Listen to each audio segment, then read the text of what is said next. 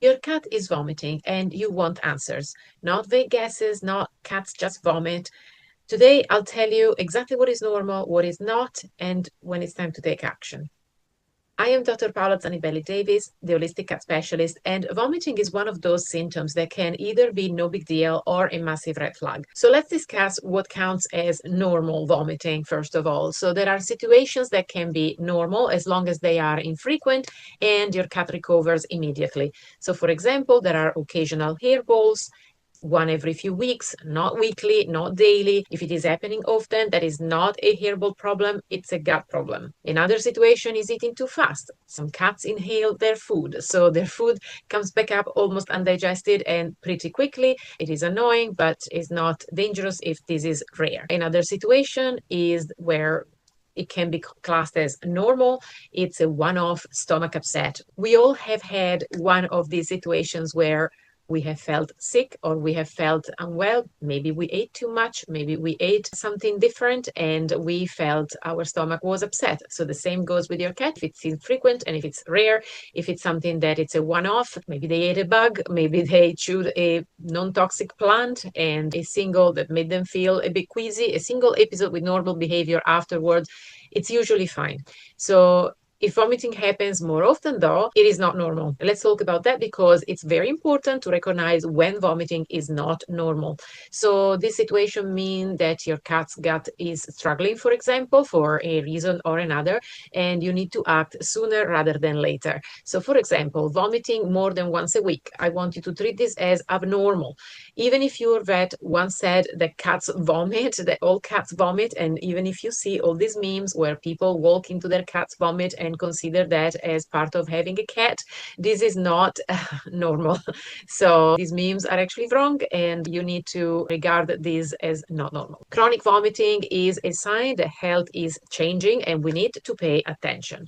Another situation when we need to really pay attention is when vomiting lasts longer than 24 hours. So even if your cat seems okay, persistent vomiting needs attention. Another situation where we want to pay at least some attention is when vomit is made of bile, foam or liquid only. So this often points to empty stomach irritation, acid reflux issues, or maybe some inflammation. So it's always better to keep an eye on these things. Now, another situation is when sudden vomiting happens in a senior cat. We do not ignore new symptoms in older cats because age changes the game. Another situation where we definitely want to pay attention is when we see loss of appetite accompanied by lethargy or hiding, along with other symptoms that are clinical signs that tell us that there is more going on than just a simple stomach upset. So, when do you think you need to see a vet at this point, knowing this information? So, these are non negotiables. And if you see any of these things, you need to stop watching this video and go and call your vet and make an appointment. So, for example, blood in the vomit, bright red or coffee ground like specks need immediate attention, or when your cat cannot keep water down and they need immediate attention for reinstating fluids and hydration. That is very, very important. So go to the vet immediately. If you suspect that there is a foreign body ingestion, so for example, if you think that your cat is prone to ingest weird things, like some cats like to ingest string, again, those memes that show cats playing with a wool string and this sort of stuff is not something that actually should be encouraged because a lot of cats love to chew on strings, and the more the string is fine and hard, like dental floss, for example, the more is dangerous. It is dangerous. So everything that is stringy, like toys or elastic bands, needs to be put away, especially when you're not around, and especially with kittens, because kittens get into trouble. They tend to get into trouble more often than adult cats, depending. Obviously, if you have an orange cat, they get into trouble at all ages. But you have to be very careful if you think that your cat is prone to ingest certain things. There are some cats that wouldn't dream of eating or ingesting anything that is not food, and there are some cats that actually are very attracted by weird objects or plastic or strings, as I said before. So this comes down to you knowing your cat very well. You are the best judge in this because you are their parent and you know exactly how they are. So if you suspect this sort of stuff, then you have to call the vet immediately, because these things are dangerous and you need to take an intervention and resolve it through seeing a vet immediately. Another thing that needs immediate attention is vomiting with severe lethargy. In this case, go to the vet immediately. Now, also kittens vomiting for any reasons. Kittens are very delicate, and we definitely want to see a vet immediately if there is anything that seems off, particularly something like vomiting. And also when we see vomiting accompanied by weight loss. So if over a small period of time you see your cat losing weight on top of feeling sick frequently, that's a case where you need to see the vet. So what can you do at home to support your cat when there is vomiting involved? And this is not one of the situations that we just mentioned. You know that I am really big on helping you and encouraging you to support your cats at home whenever it's possible, because we can do so many things at home, being the proactive guardians of our cats. So, for example, these steps, of course, the steps are not treatments per se. They are safe and supportive measures that you can take while you are monitoring how things are going. So, for example, you can pause food for about 6 hours. Don't pause food for too long, because cats don't do well when they don't eat for too long, and it's actually going to create other problems. So I suggest that maybe you can pause food just for a few hours, and then never withhold water, of course. We are talking just about food here. And then this can give the gut a little bit of a reset, a brief reset, and after that offer small meals of bland wet food. And then another thing you can do is switching to small frequent meals so that your cat system is not overwhelmed by a big meal. Remember that a cat's stomach is only as big as a ping pong ball, more or less, or a golf ball. More or less they have the same size. So don't feed them big meals in one go, and it's better to give them smaller meals frequently through the day. And this obviously prevents irritation and acid buildup, so it helps cats deal with their food a little bit more efficiently. Another thing that you can do is to remove dry food for 24 hours. If you're still feeding your cat dry food, I would advise you not to, for so many reasons. And of course, I have a full course on how to feed your cat and how to also help your cat when they're not eating. So it's a course about not only feeding them the right food and why you shouldn't feed other foods, and what foods are good and what foods are not good.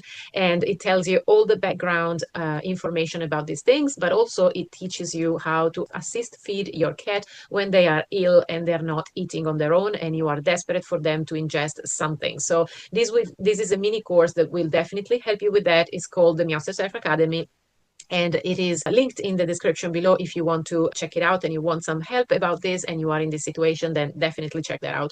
But besides that, yes, if you're still giving your cat some dry food, then I would definitely remove that for 24 hours if there is vomiting present and it doesn't seem serious. So it's not one of those situations before, but you still want to do something on your own to prevent this from happening again or to reduce these symptoms. So I would remove food, the dry food, for 24 hours. This is because, by the way, dry food is harder to digest and wet food gives the gut a break. So obviously the higher the quality, the better.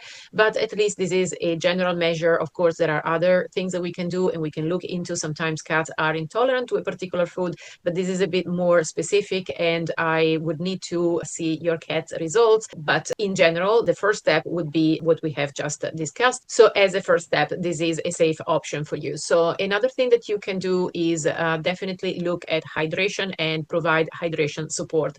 So if your cat eats poorly for a while and maybe has vomited a couple of times, then adding some simple chicken broth that has no added salt and it is just simply chicken broth without onions and with garlic and without any of these ingredients, just a simple broth, that could be something useful that you can do for your cat to add to the hydration, because sometimes when cats vomit, obviously there is a liquid loss and this brings them to a state of dehydration very quickly.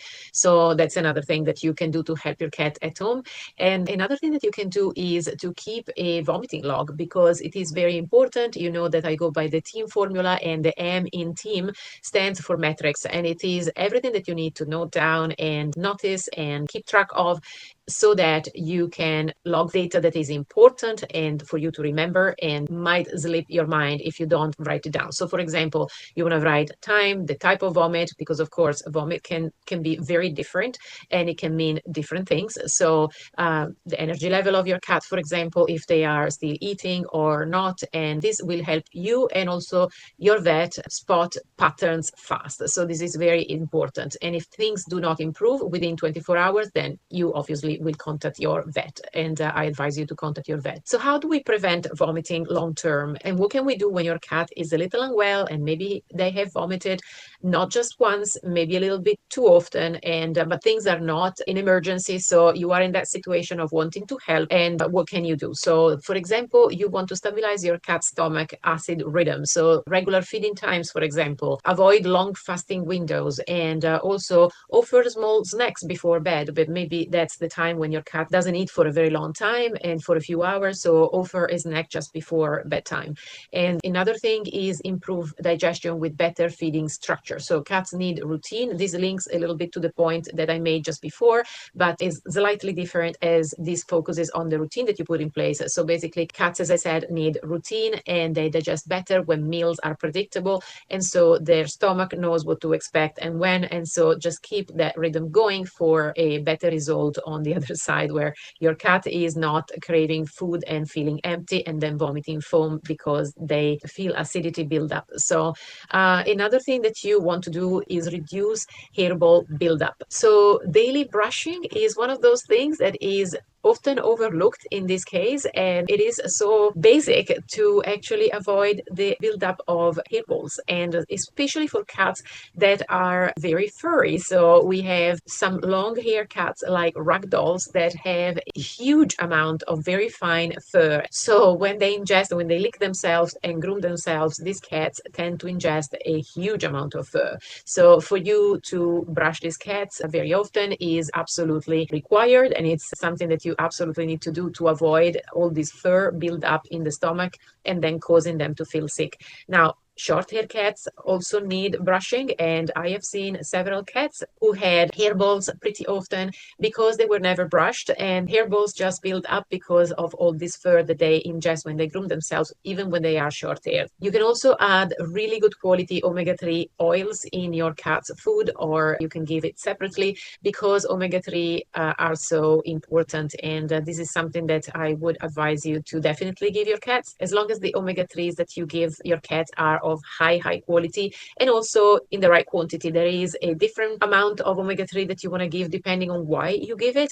So in this case, omega-3s can help with the hairballs buildup because generally natural oils help those hairballs get out of the body. Better hydration also helps with hairballs buildup. So that's why also we want to make sure that your cats are hydrated. Now, you can support the cat environment also with wet food by giving wet food and also making sure there is moisture in your cat's nutrition and also appropriate proteins, because this is really important. Cats are obligate carnivores and we want to give them something that is very appropriate, and this should help with minimizing all these symptoms from a cellular level. So by getting the right nutrition, the symptoms should not be so frequent. And then another thing you can do is avoiding constant food switching. So it's good to have variety, and I would say that once you settle on a few foods that your cat agrees with, then it's good to have a variety between these foods, but I would avoid constantly adding different foods and bringing new foods into the mix endlessly. So choose a few, choose a rows of foods that your cats agree with,